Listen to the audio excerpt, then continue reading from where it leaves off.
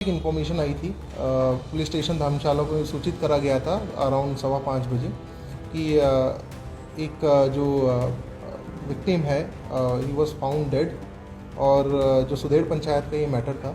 तो जैसे ही पुलिस को सूचना मिली तो पुलिस थाना धर्मशाला की जो टीम थी वो मौके के लिए रवाना हुई और क्योंकि अंदेशा था, सेंसिटिव मैटर था, तो क्यूआरटी को भी मौके के लिए रवाना करा गया सो दैट कि law and order situation peaceful रहे। जैसे ही ये सूचना मिली तो एसएचओ की टीम के साथ साथ एडिशनल एसपी जो हमारे यहाँ के एसओ हैं वहाँ के वो भी मौके पे पहुँचे, एफएसएल की भी टीम मौके पे पहुँची। जैसे ही मौके पे पहुँचे और वहाँ पे जितने भी साक्ष्य थे उसको हमने जुटाया, एफएसएल की टीम ने बारीकी से उसका विश्लेषण भी करा और उसको रिकॉर्ड पे भी लिया so that minute information regarding the incident वो उसको कैप्चर कर सकें हम। कुछ हमारे पास डिटेल्स आई और हमने तकनीकी सहायता भी ली इसमें और हमने एक जो रूट प्रोफाइल था वो भी बनाया कि किस किस तरीके से जो सस्पेक्ट था हमारी नज़र में उनका क्या रोल रहा होगा और किस तरीके से इस वारदात को अंजाम दिया होगा। तो उसके साथ साथ हमने जो रूट प्रोफाइल और मैपिंग करी, हमारे पास कुछ साक्ष्य आए, इसमें कुछ लीड्स हमें मिली तो जिसके बेसिस से कंप्लीट नाइट पे ये ऑपरेशन चला और हमने जो अक्यूज़ था उसको हमने गुरदासपुर की लोकेशन से देन हमने डिटेन करा और फर्दर उससे पूछताछ करी और जिसमें जो चीज़ अभी प्राइम फेसाई निकल के आई इनिशियल तौर पे कि दोनों के बीच में कुछ डिसएग्रीमेंट्स हुए थे और जो अक्यूज़ड है वो जुवेनाइल है इस मैटर में। तो ये सारे जो साक्ष्य हैं अभी तक हमने 24 घंटे में इसको पूरी तरीके से हम कर पाए और उस केस को फ़िलहाल अभी तक जो हमारे पास इंफॉर्मेशन है उसके हिसाब से इसको हमने सॉल्व करा है। तो ये हमारी तरफ से डिस्क्लोजर रहेगा इस मैटर में टिल डेट अभी तक। जी देखिए उनके बीच में जो रिलेशन है वो फादर सन रिलेशन है जो क्योंकि लास्ट सीन जो था वो भी यही था कि he was present with him. तो अभी बाकी के जो साक्ष्य हैं उसमें और इकट्ठे करे जा रहे हैं सो दैट हम उस केस को फुल प्रूफ बिल्डअप करते हैं।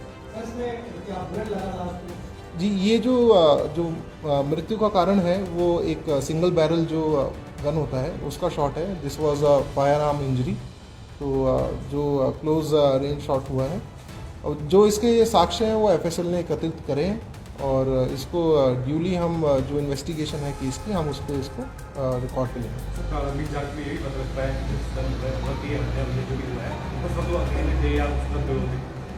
देखिए ये अभी तक क्लियर हो चुका है इनिशियल इन्वेस्टिगेशन के बेसिस पे कि जिस समय ये इंसिडेंट हुआ है वो घर पे जो विक्टिम है और जो अक्यूज हैं केवल वही दोनों मौजूद थे।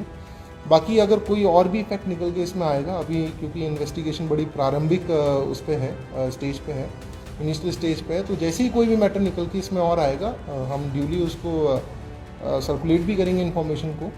और इसके माध्यम से मैं ये भी लोगों की तरफ से लोगों की और मैं ये संदेश देना चाहता हूँ कि ज़्यादा भयभीत होने की आवश्यकता नहीं है। अगर कोई भी किसी भी तरीके का क्राइम हमारे इलाके में करेगा तो हम जल्द से जल्द उसको पकड़ने की पूरी कोशिश करेंगे और किसी को भी डर के साए में और उस तरीके से अपना जीवन व्यापन करने की कोई आवश्यकता नहीं है। तो मैं चाहूँगा कि लोग इस चीज़ से भयभीत ना हों। जी बिल्कुल, वेपन इसमें रिकवरी हो गई है। जी ये असर्टेन कर लिया गया।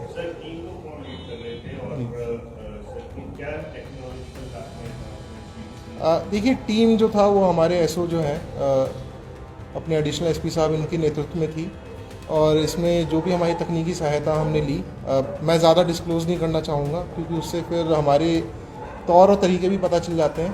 तो बस मैं ये बोलना चाहूँगा कि टीम ने बहुत अच्छा कोऑर्डिनेटेड एफर्ट करा।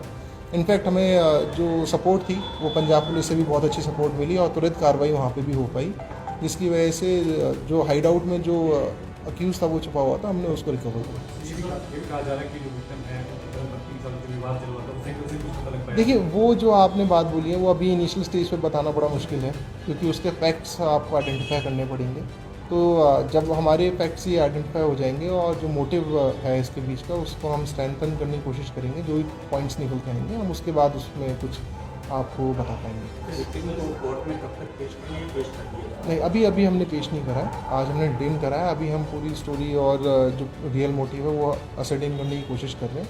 तो जैसे ही इसका कस्टडी की बात आएगी इन्फॉर्मेशन शेयर करेंगे।